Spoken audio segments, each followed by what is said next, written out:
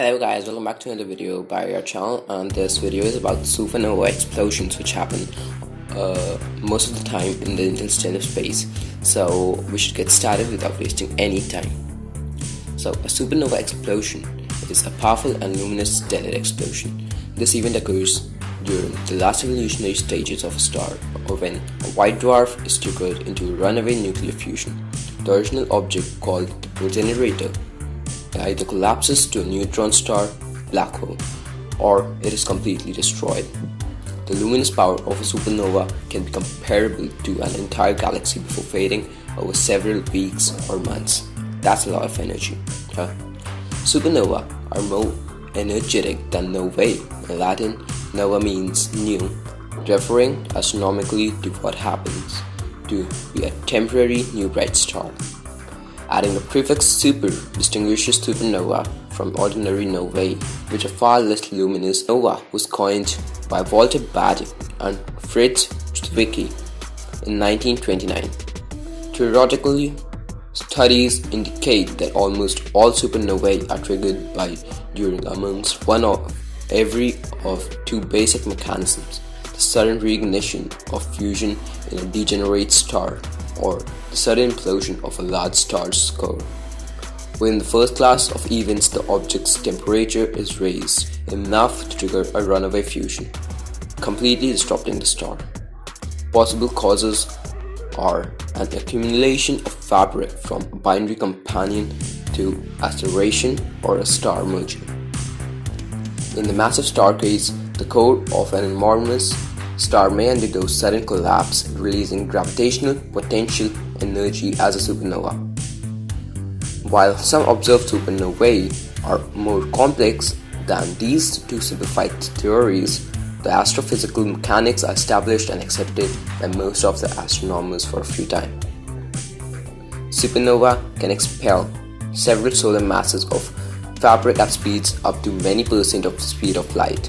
This drives an expanding blast wave into the surrounding interstellar space, sweeping up an expanding shell of gas and dust observed as a supernova remnant.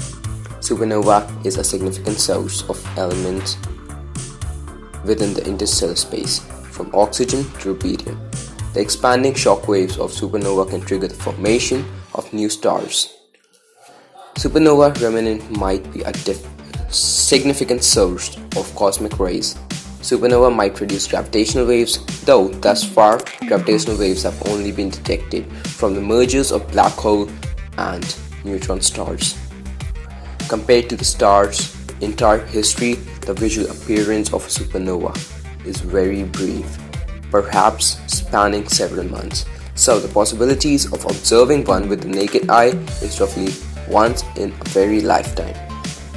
Only a small fraction of the 100 billion stars in a typical galaxy have the capacity to become a supernova, restricted to either those having large mass or extraordinary rare varieties of binary stars containing white dwarfs.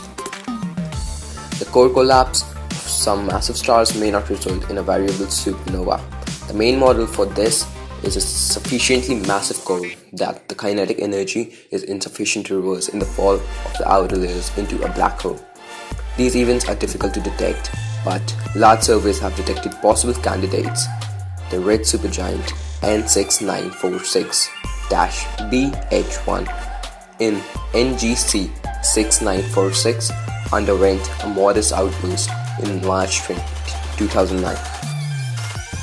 Before fading from view, only a fainted infrared source remains at the star's location. Supernovas are potentially strong galactic sources of gravitational waves, but none have been so far detected. The gravitational wave events so far have detected from the mergers of black hole and neutron stars probable remnants of supernova. A near-Earth supernova is a supernova close enough to the Earth having no noticeable effects on its biosphere. Depending upon the type and energy of the supernova, it could be as far as 3,000 light years away. In 1996, it was theorized that traces of past supernovae might be detectable on Earth in the form of metal isotope signatures in rocks. Iron-60 enrichment was later reported in deep-sea rock of the Pacific Ocean. In 2009, elevated levels of the nitrate ions were found in Antarctic ice, which coincided with the 1006